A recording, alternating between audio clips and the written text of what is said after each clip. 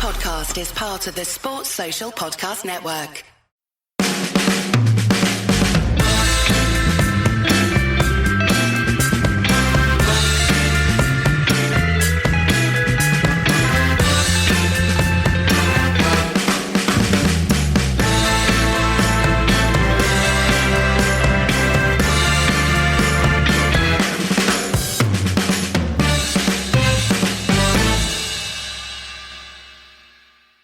Just how bad were United against Yeovil in the FA Cup?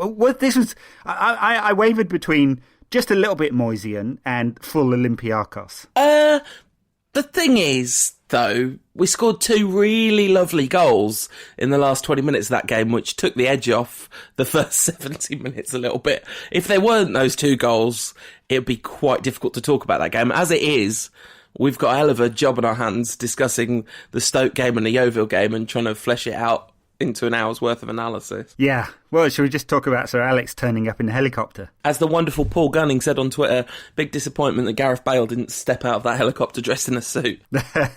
Yeah, well, that would help, wouldn't it? Sir Alex's helicopter ride almost certainly cost more than the entire Yeovil team. I know this is a stupid argument when people make the comparisons between cost of teams and stuff like that, but it kind of gives you a flavour of just how far down the ladder Yeovil are. They've had loanees and freebie signings only for the last 2 years.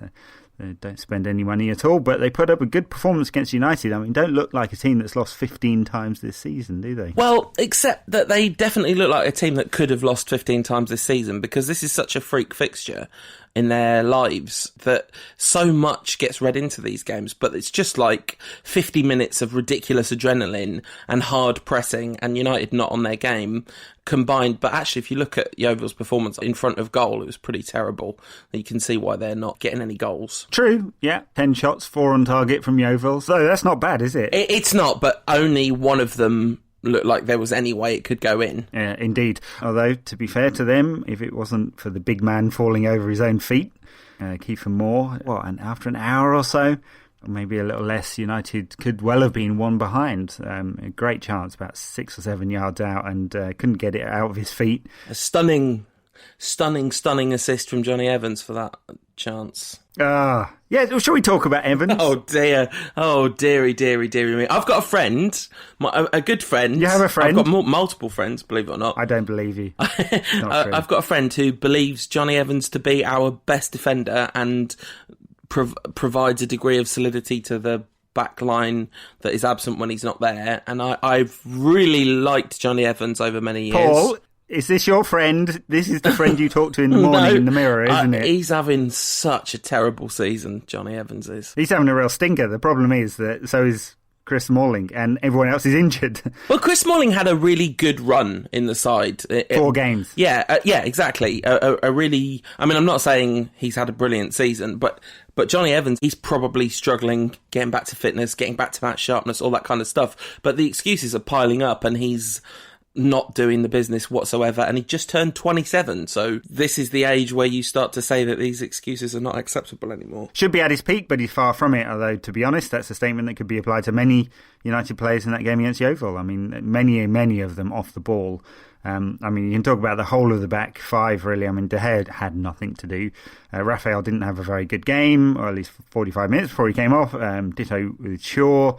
Both of them looked somewhat ring-rusty. Smalling kept hoofing it long, very Moisey in that one, which was very disappointing. And McNair was, had the jips again, which is, he seems to kind of flick between being Franco Baresi and a bag of nerves, doesn't he, week to week? Yeah, I mean, I think getting a massive clatter on the head probably did for him in this game, really, having to wear that funny thing on his head for the whole game. Oh, I should have turned him into Terry Butcher. Everyone knows that.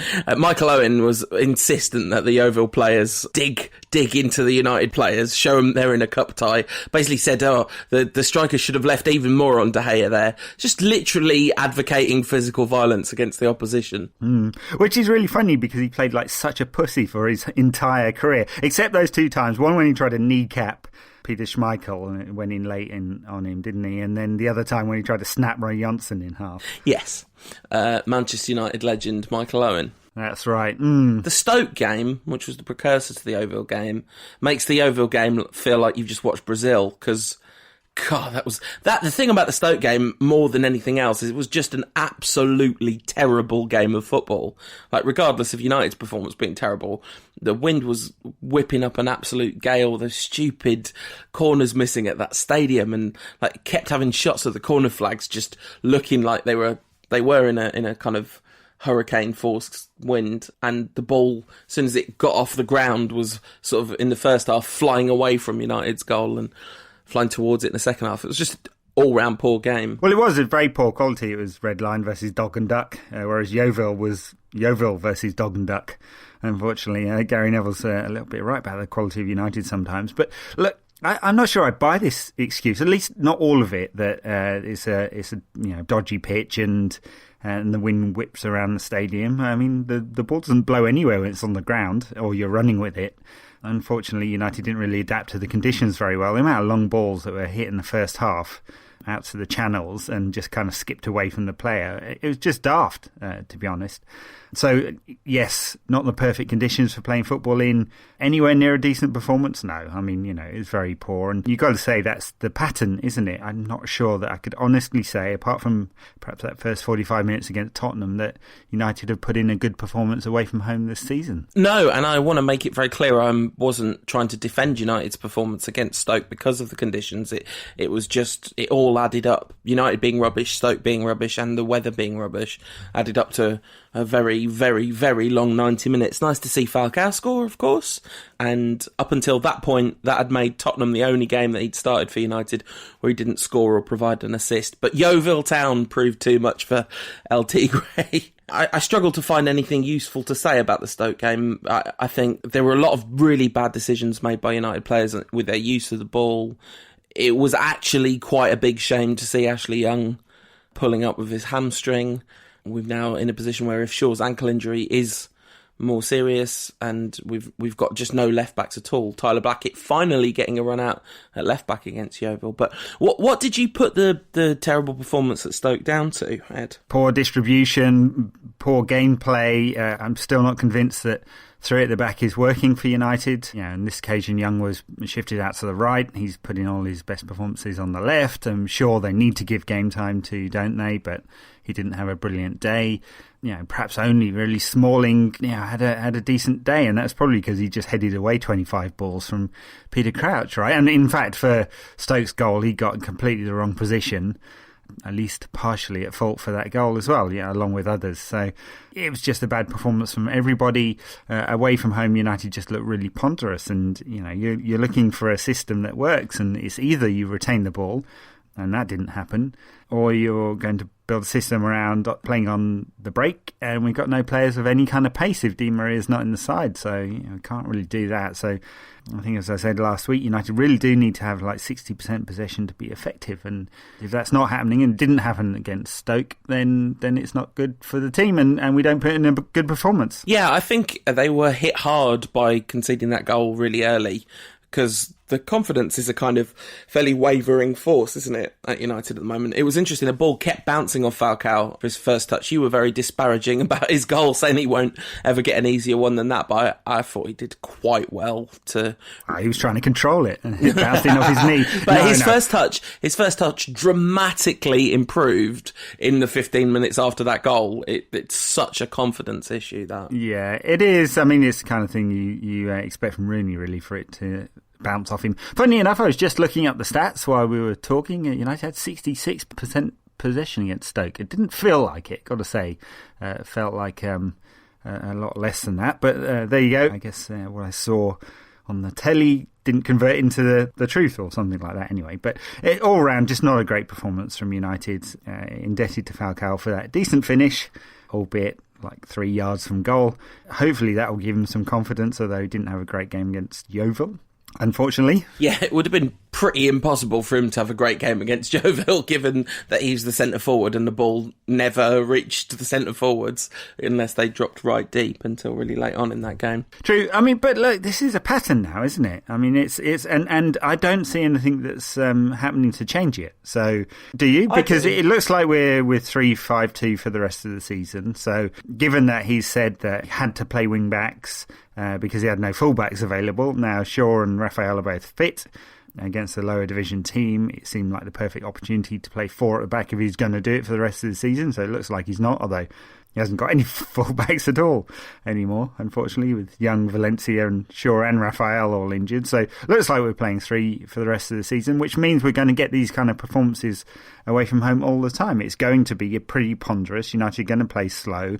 Sometimes that's going to play into the hands of the opposition, and we're going to struggle to create and take those chances. I think the things that are changing are there are players coming back. Blint's going to come back, so you're going to have the option of, presumably at some point, he's going to be able to play, say, Blind, Carrick and Herrera in a midfield 3, or at least have the option to choose from amongst those players. I guess Blint will probably end up putting in a couple of shifts at left back or something at some point, given the situation, but we'll see about that. But Di Maria coming back is absolutely huge, because that does change things a lot, because as we saw at the end of the game against Yeovil, it gives you the option of doing something on the counter-attack as it did against Arsenal. So I think that'll be absolutely key. And I think the other thing is, what might not change is our away form, but what doesn't need to change is our home form, because there's been so much doom and gloom around United, but it's because we played 3 games away from home on the trot. And that's a problem. Like, I'm not saying it's not a problem that our away form's terrible, but as soon as it gets back to Old Trafford, it's probably not going to look like that anymore. And we're still on now an 11-game unbeaten run. You know, it's like there is an alchemy that could happen and has happened a few times, a combination of poor opposition and our better players playing well at home, which hasn't happened, as you say, except for that 45 minutes against Tottenham. But that in itself was kind of a sign of potentially things to come. So yeah, big problems in defence. And also then there's the opportunity to buy players, because it is January. And I guess I would not be surprised to see a right back come in this January. We'll see. There's briefing and counter briefing on this one, isn't there? United seem to be keeping their cards close to their chest here, or at least plenty of disinformation. So I've had it be told that there absolutely is no one going to be bought this January. And I've had other people say, and good people who know some things, that United are definitely going to spend money this January. So which one of those is true? I'm not sure. Well, yeah, this is the thing about the relationship between the club and the wider world when it comes to their transfers, because Woodward basically going around saying, yeah, we're going to throw all the money around, did lead to a bunch of players coming in. But if you look at the price tag all those players cost, he might have gone, wait a minute, maybe if I... Woodward is loads of money. Yeah, exactly. Isn't he? Yeah. Look at my wad. He takes the press pack in Manchester out for drinks every month, and then we get a rash of stories about just how much money United are going to spend. It's a pattern. Loads of money reference there for the teenagers. Do you know how old that reference is now, Ed? Yeah, 20, 25 years old. Yeah, way more than that. Like it's definitely getting on for 30, because it's late 80s, isn't it? The thing is, the magic of this is, teenagers, if you're listening, although most of our listeners, as far as I can tell, are sort of in the 25 to 34 bracket. Oh, really? That's, I don't know. Yeah, I think it's a wider spread than that. Well, that's what my demographics say. But, hey, we've been doing a survey, have we? No. But Google knows many things. We know where you live, people. Listen or else. We do know where you live, country-wise. What was the thing you tweeted at the turn of the year about the countries? Rankcast was listened to in 2014 by people in 194 countries. That is amazing. I am not convinced that if you gave me half an hour, I could name 194 countries. No, I'm pretty sure I can't. There are only 193 in the UN General Council. So, Kofi Annan, we're coming for your job, mate. Rankcast 1, UN 0. Kofi Annan's not even in the job, but hey. One for the teenagers there. Awesome. So we're getting off track a little bit here, and frankly, I can't remember where the track was. We kind of talked about the Stoke game, and I guess... I don't really know what to say about the Yeovil game. Really, really poor. They did really well to press us early. In the end, we kind of survived the onslaught of Yeovil's waves and waves of attacks and burnt them out, and under Herrera with an absolute wonder goal. That was one heck of a moment, that was. Great hit, wasn't it? And he celebrated like a madman, bit Falco-esque, that one. Yeah. Ran into the crowd and pumping his fists and got a yellow card for it. Well worth it. Great, lovely hit. A bit fortunate to get the ball to him in the first place, of course, but then after it sat up, he just smacked it, and it was absolutely beautiful. Great moment, because and you can see some frustration being released as well, and that went in, and Disso and Di Maria scored, I suppose, just to wrap it up. So easily the two easily the two highlights of the game when Herrera and Di Maria scored, because aside from that, it was really low quality. Much like the Stoke game, not a lot of good stuff happening from players who should do better. I mean, neat and tidy around Herrera when he had the ball. The rest of them, not really. Rooney struggled to have an impact. Falcao barely ever got the ball. James Wilson was neat when he got it, ran into the channels a lot, but couldn't really make an impact in front of goal, could he? Juan Mata, pretty anonymous when he came on, unfortunately. Oh, no. I must beg to differ there. Beg to differ? No, sir. I beg to differ there. My honour has been offended. I thought that actually Mata came on and made a really big difference to United, and actually we managed to retain possession in the second half a lot more because Mata was really tied in his use of the ball, and like Rooney's pass and Di Maria's goal rightly get the plaudits, but the little perfectly weighted layoff as the ball was making its way out of defence from Mata into Rooney's path really set it up nicely for that long ball. I thought he made quite a big difference. I was going to mention him as one of the few bright sparks of the game. Were you now? I was. All right. Well, hey. I've got lower standards than you, Ed. I think that's been made abundantly clear. In many things. Football too. So where do United go from here? At some point, Van Gaal is going to have to find a way of dragging out a performance from United away from home. I can't even credit the Tottenham game with being a great performance because it only happened for 45 minutes and then United completely stepped off the gas, or Tottenham stepped on it in the second half. So just nothing all season from United when it's away from Old Trafford, and you can probably get into the top four given United's home form by getting a few draws and nicking a couple of wins away from home, and then winning everything at home. That will probably get United into the top four, but it's going to mean that it's tighter than anyone wants, I'd suspect. Yeah, I don't know if it is just my kind of pie-eyed optimism, or if it's because the home form was really shaky at first too, and that kind of has been turned around, and it's taken him longer to crack the away form thing. But there's something about the way that the injuries have stacked up that have affected the away performances even more than the home performances, because of the kind of specific needs that we have away from home to soak up pressure. And we've just looked kind of shaky doing that. But the flip side of it is the results are not that terrible away from home, right? 2 defeats and lots of games we should have won, which we've drawn, which obviously costs us in terms of if we actually could have won the league if we had done that. But that's, whatever.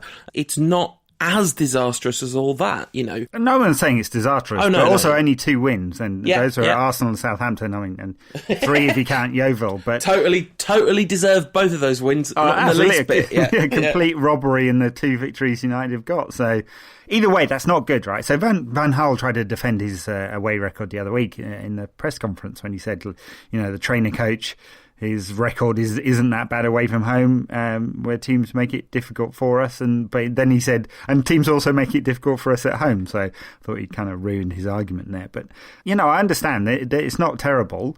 I think David Moyes may have got more wins on the road, though. So, and that might say something. Oh, yeah. I mean, they're having the flip-flop season, aren't they? Moyes' away record was reasonably excellent. It was just his home form was worse than Van Gaal's away form, if you know what I'm saying. I guess we've got faith that it'll happen at some point, but it's just not now. A couple other talking points from the games, given that there were a few changes at Yeovil. No Adnan Januzaj. You'd think this would be set up for him having a game. I mean, he's had 4 starts this season, which doesn't say much for him. He's not impressing in training or whatever it is, and he's been ill recently, which has not helped him. 4 starts it's not going to get anyone, a 19-year-old kid or 20-year-old kid, it's not going to build his confidence up or help him develop at all. No, I mean, of course, he did play against Stoke, brought on to play left wing back after Ashley Young went off. So kind of harsh on Januzaj, but the only position he could have played against Stoke would have been James Wilson's position. And it's hard to argue that Januzaj should be playing as a striker ahead of Wilson, isn't it? So that's right, but I mean, going down to a League One side, he can play at 9 or 10 as well. Did that plenty in the reserves. This was set up for him having a game. So if we're going to play 3-5-2 for the rest of the season, it does kind of look like it. Then I'm kind of torn here because he's massively talented. He's the biggest talent that's come out of the reserves team in the last 10 years, really. And if you can't find a way to get him playing and useful to United, Jesus Christ, we must be blessed with more talent than I thought we had. And it just seems a real shame that you can't get someone like him in and around the team.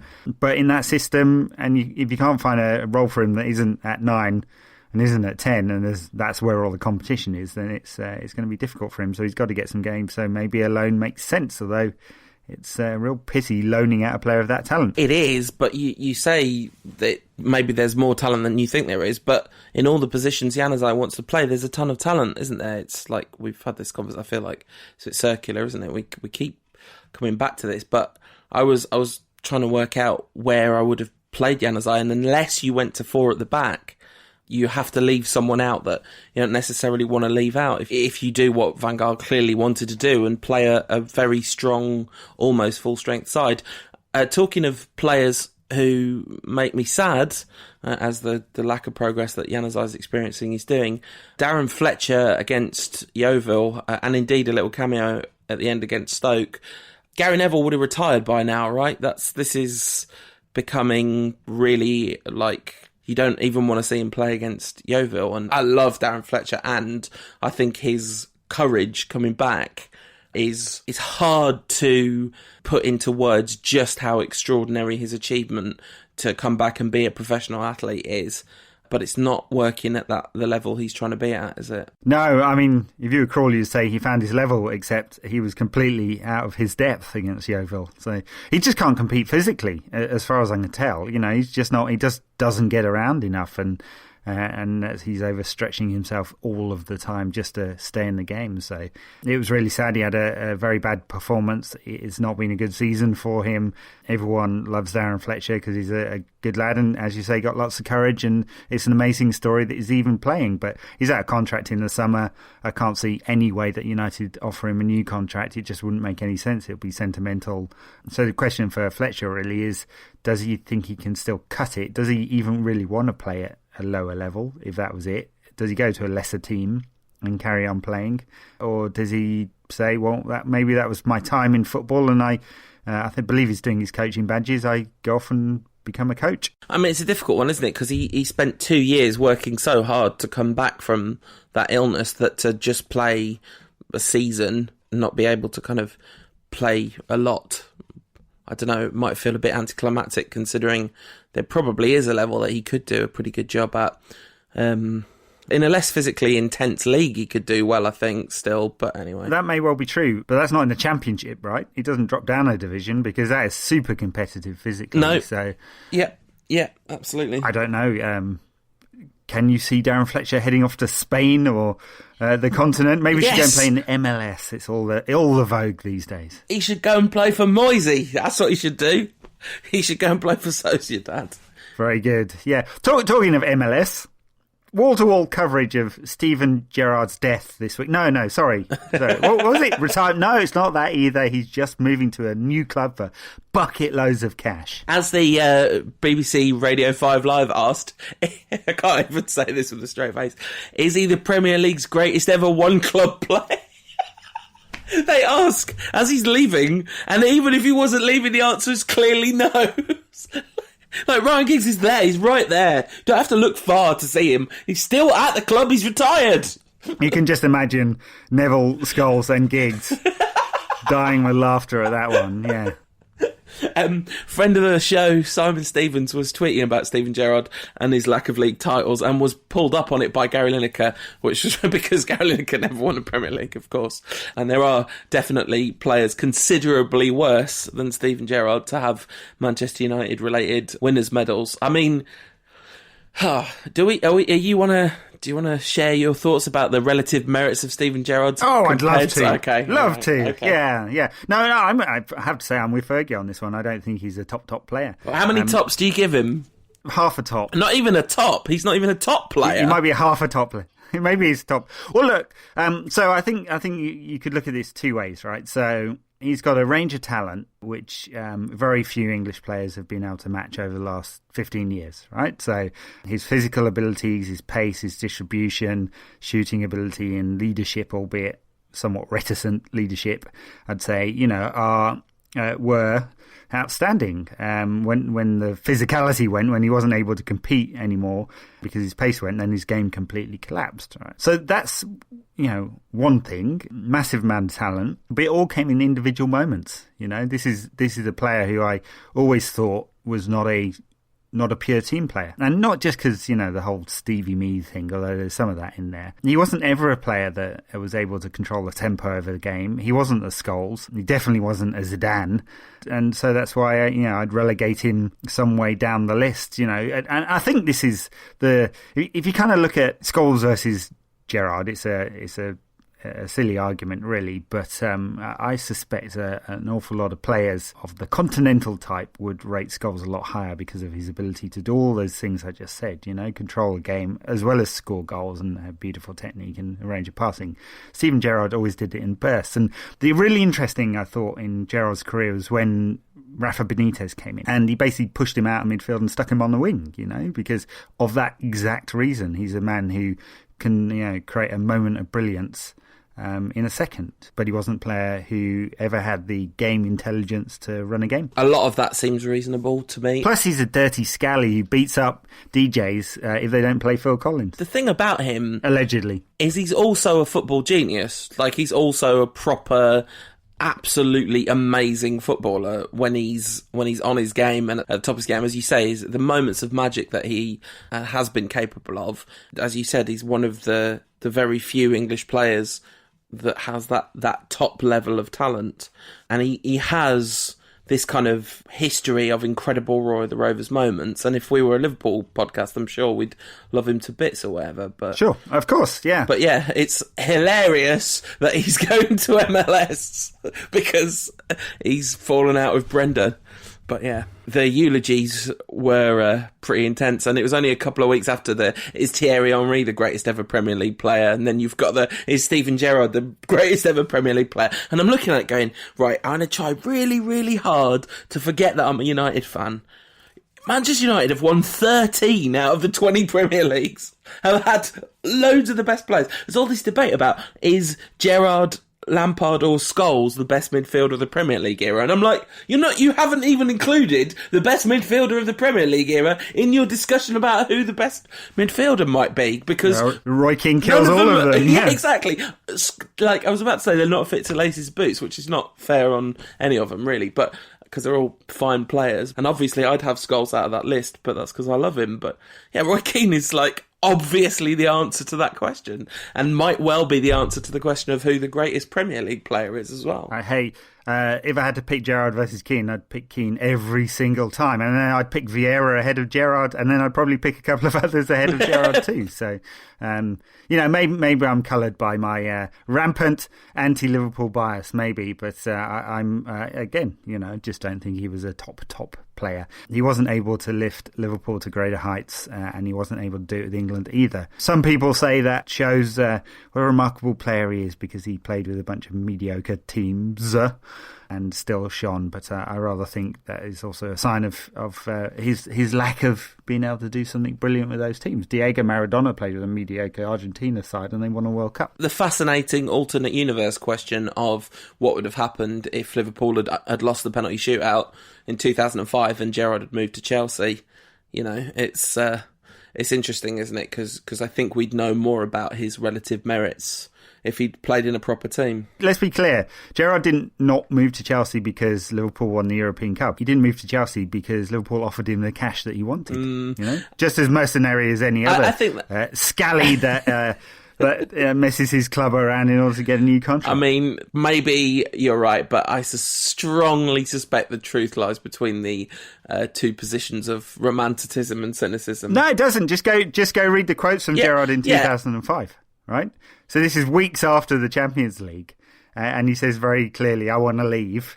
I had every intention after the Champions League final of signing a new contract, but the club haven't come up with what I wanted, so I'm going to go, you know? Okay, but you go. I don't actually think that's definitive proof of your argument, because if he felt that the club was kind of undercutting his true value in the market, then he had to take a counter position to that. Anyway, I have absolutely no interest in defending Steven Gerrard. We talked about Steven Gerrard for 10 minutes. Good luck to you, Stevie. I hope you have a lovely time in Los Angeles. Hashtag RIP Gerrard.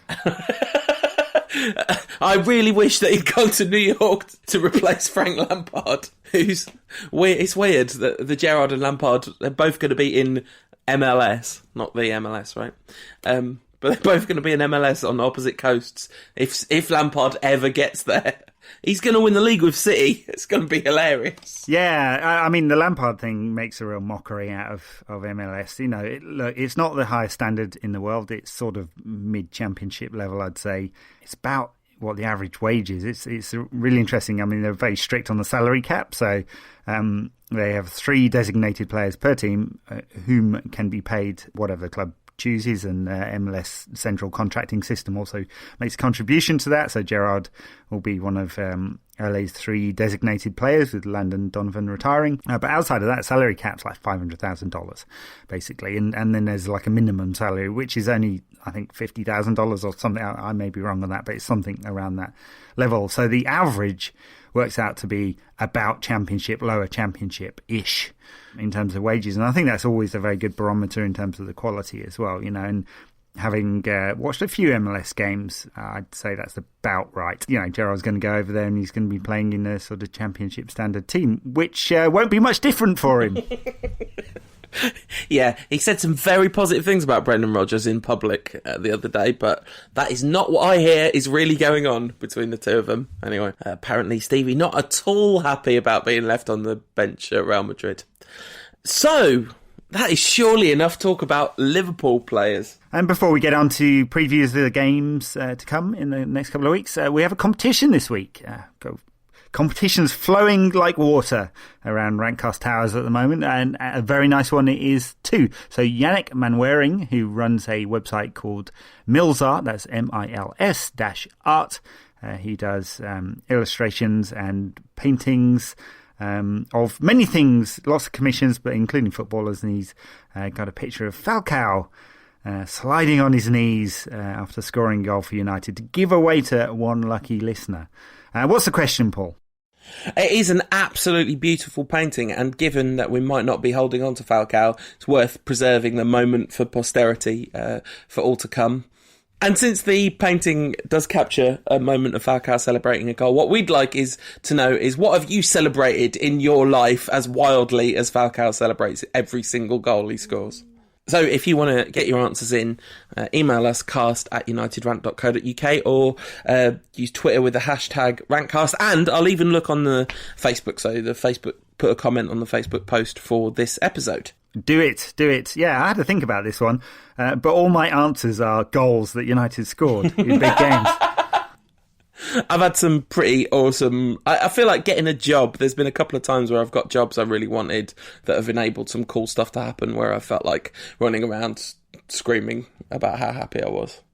Very good. Should we do some Twitter questions? They got a little bit silly this week. They always do when you ask the questions, Paul. I think I need to get involved. This is ridiculous. At No Heroes Here says, who needs a heart when a heart can be broken?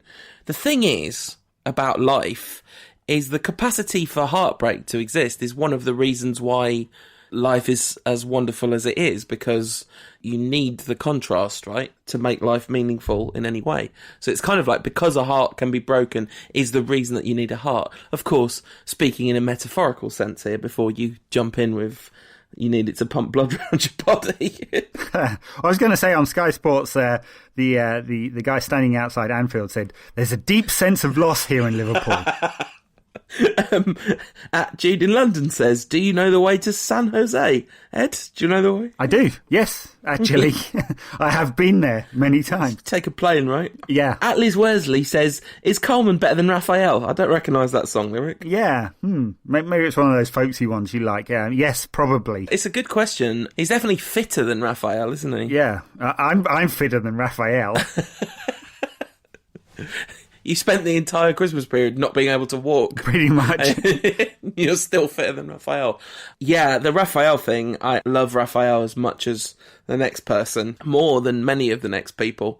But I don't see how we can possibly think that keeping him as our first choice right back is the right move from this point out. He's had one injury-free season. Yeah, I mean, that's it, and you're just hoping that'll happen again, but sometimes hope isn't a good strategy. So the problem is that that's true of also true of Smalling, Evans and Jones as well, right? All talented players to different degrees, but none of them are ever fit, so you can't rely on them. At Golder Skulls says, "Why does Falcao always get subbed ahead of RVP regardless of performance? Got subbed ahead of James Wilson regardless of performance today." It's because he's being managed.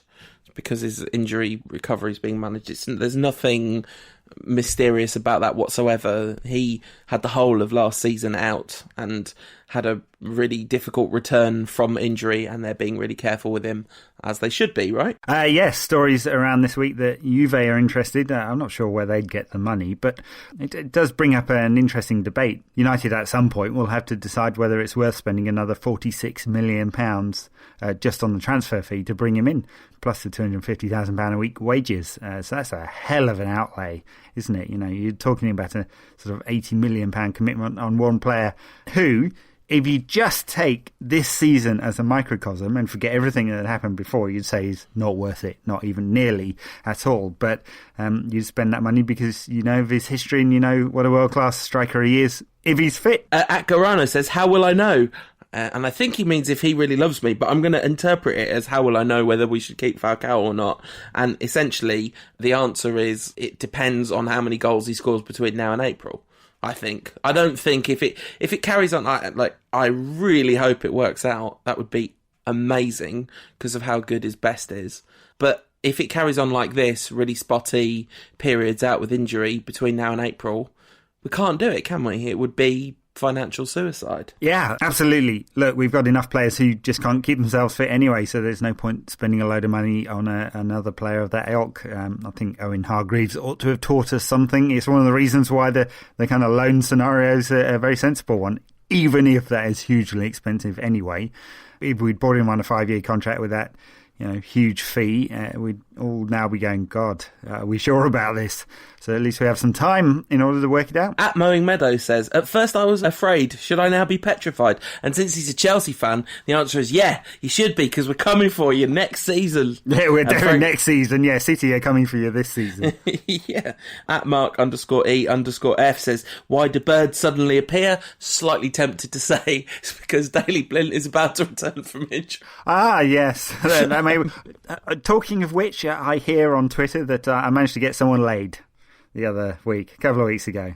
I was quite impressed with myself. How did you do that? Oh, the reverse curse of the Rantcast, was that? A friend of ours on Twitter sent a question in about chatting up ladies, and I gave him some good advice, which is, you got no chance, mate, give up. And it totally worked. It still hasn't worked on Johnny Evans yet, the reverse curse. Oh yeah, Yeovil, Rooney was rubbish. By the way, giving Rooney so much praise. It was a lovely pass, but for the rest of the game, it was absolutely terrible in that game. He was. It's been a while since we've been able to do some Rooney hate. Yeah, well, I don't hate him. Yeah, you do. Go on, admit it. You're going to admit it. Deep down, you do. No, the funny and ridiculous truth is that actually, deep down, I really love him. That's the problem. That's the ridiculous truth of the Rooney situation. Battered wife scenario, this one is. Yeah, he moved to number 10, and I don't think it's his position. Maybe we should just stick him in defensive midfield role from now on. Yeah, absolutely. This was sent at half-time from at Blabberwan saying, "Hope we'll hold Yeovil for another 45 minutes to earn a money-spinning replay." Really made me laugh, that did. You've got to ask yourself the question, says at LHS_TCM. Do I feel lucky? Well, do you, punk? Yes, I do, because United keep winning, or at least not losing, even when they're terrible. Well, yeah, better to have a lucky coach than a good coach, or something like that, or trainer coach. We've got both as well, that's the thing.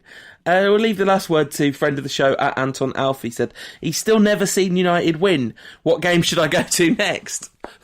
Just don't go and see us away from home. And also, if we don't win at home next time you go, you might be banned for life from Old Trafford, I'm afraid, Anton, because it's starting to look like a pattern. Yes, I'd definitely stick with those home games and go for someone pretty terrible at home. And so, talking of which, we've got a couple of previews to do, because we are having a week off due to Ed's travel, which means we're not going to have a week off for international break, so we'll do Twitter question special or something.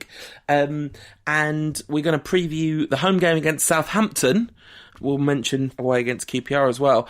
Home to Southampton, probably not the one to go to if you want a nailed-on win, is it? No, I mean, what a mixture from Southampton at the moment, though. I mean, they had that dodgy period when they lost 3 in a row, played Arsenal, City and us all in a row, and lost all of them, or was it Chelsea?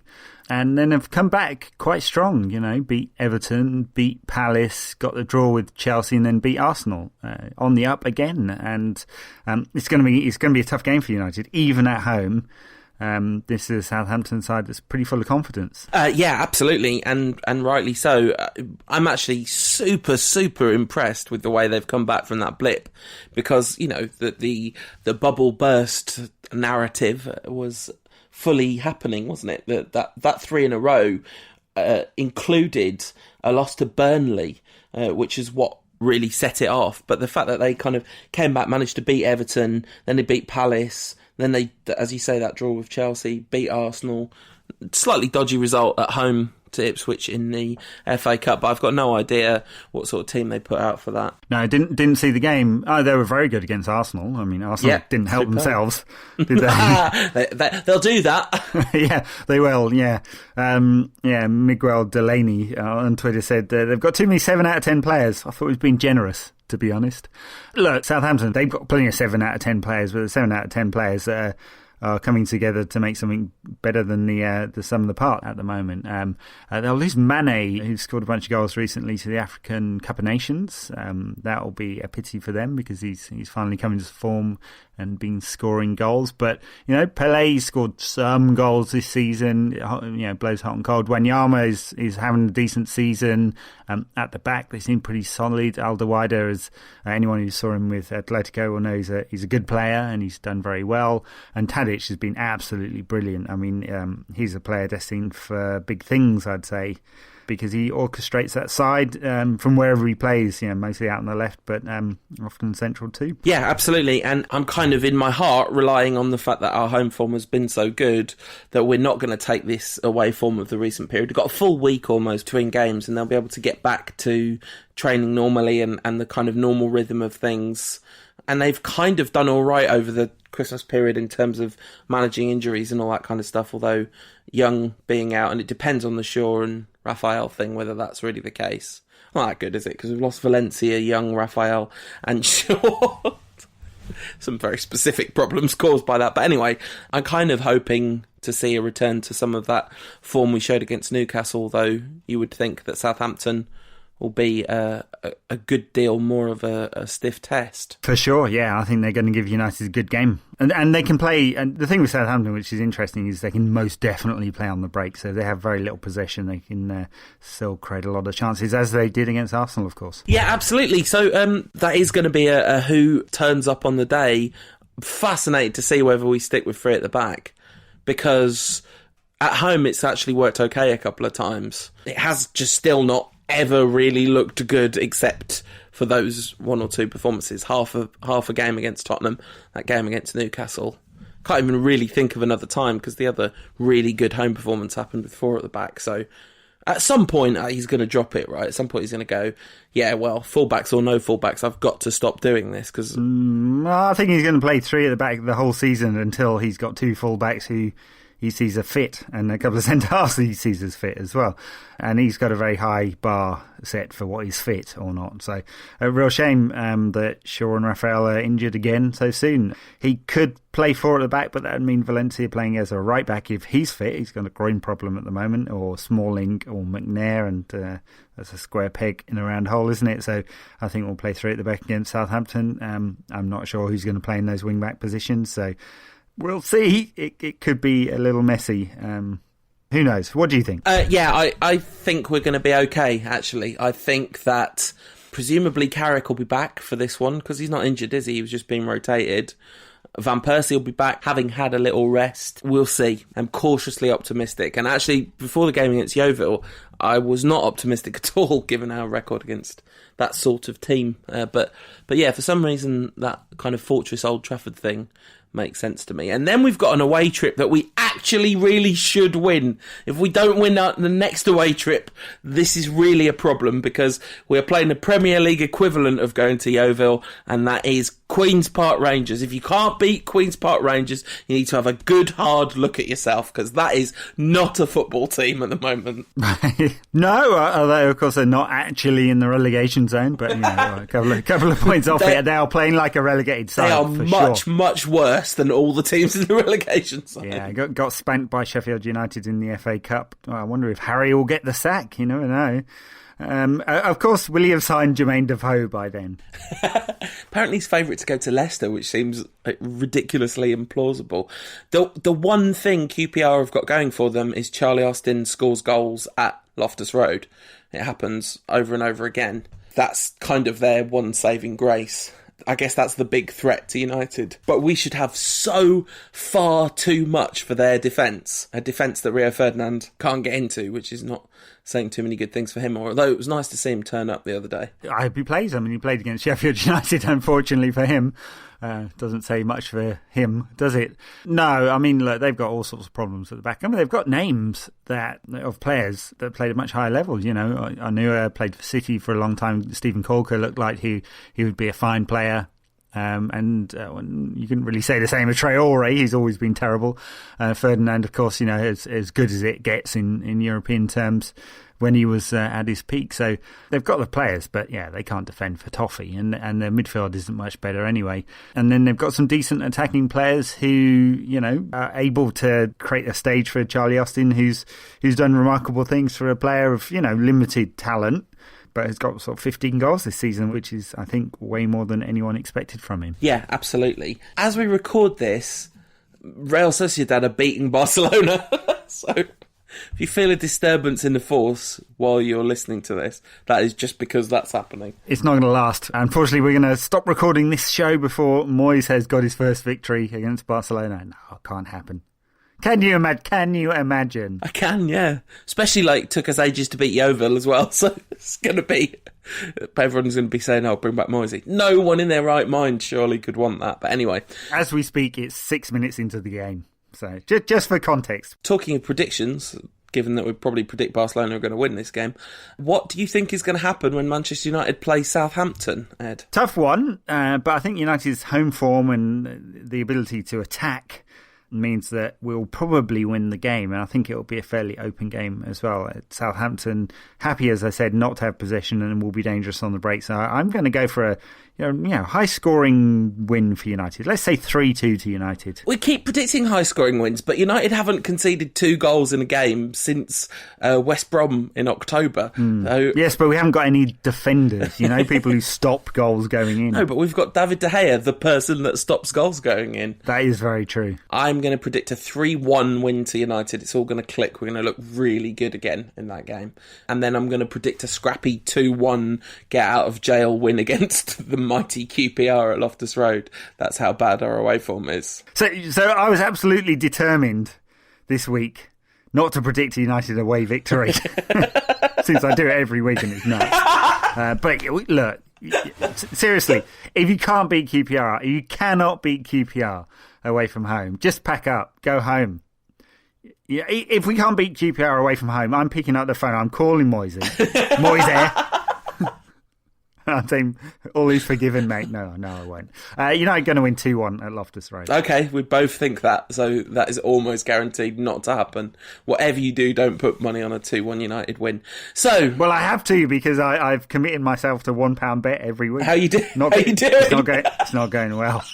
The season's not that long. You can't lose that much money in the course of the season. No, that's what I figured. Yeah, it's a good season to do it. Yeah, exactly, because there's no games as well. That really does help, doesn't it? So, we'll be back in 2 weeks' time during the international break, because Ed's having an international break of his own. So if you want to be sure never to miss an episode of the Rantcast, whenever and wherever we release them, go ahead and subscribe on iTunes or your Android-based podcasting software of your choice. Just hit that subscribe button. There are other iPhone apps that you can have. It sounds like a Radio Times advert, this one. Is that true then? So there's multiple ways of getting podcasts on an iDevice. Absolutely, yeah. The app I use is called Overcast. It's very nice. I have no shares, so I'm not plugging it for any other reason than it's just a very nice way of doing it. I actually use it because I can pack in more podcasts, because it works out where the gaps are and eliminates them, and it's quite listenable as a result. So, the whole bit where your cogs in your brain are ticking around when you're thinking about what to do next, it'll cut all that out. Amazing stuff. So there's just no gaps in it? No. So what you're saying is it could replace Tom? Yeah. I'm against it. I'm against it on that basis. Nobody could ever replace Tom. It does also make some podcasts sound like that scene out of Train Spotting, where you know the one, yeah, where the chap's going for the job interview, high as a kite. Yes, another one for the teenagers there. All our cultural reference points predate the birth of so many Rantcast listeners. But anyway. Kids, don't do drugs. No. Become a famous podcaster and you get them for free. Yeah, so if you want to get hold of me or Ed in the meantime, you can get me at UTD Rantcast on Twitter. You can get Ed at United Rant. You can get us both at facebook.com/United Rant, where loads of people have been getting involved. So I answered someone's question from September about whether a podcast was coming this week. I told him it was. So anyway, the other way you can get hold of us is on the page over at unitedrant.co.uk, where you can read what Ed has to say about Manchester United and the work of some other very fine writers as well. You even contributed at least 350 words of copy this week, Paul, I noticed. I did, in which, because you asked me the question in the first question you asked was like a series of questions, one of which is, are we going to make any marquee signings? And I kind of said there's not going to be anyone on the scale of what happened last season. And then you sent a separate email where you asked for a predicted 11 next season, in which I included Gareth Bale. Yeah, well, it's Gareth Bale's lesser known twin brother who's working in the mines. I also said Falcao probably isn't going to work out, and then put him in the 11 as well. So covering all my bases there. This is why you don't let me write for United Rant, isn't it? Something like that. But if you do want to read what I have to say, Bleacher Report has a bunch of excellent Manchester United content on it. So plug for my employers there. Yeah, so thanks very much for listening. Like and subscribe and all that business on iTunes and all that magic stuff. Great, so that's us for this week. I'm off to the States, as I am wont to do several times a year. So we have a break. Apologies for that. I know Paul will be inundated with questions on Twitter next Monday saying, when is the Rantcast out? So no Rantcast until the week after next, but we'll let you know when that comes out. This podcast is part of the Sports Social Podcast Network.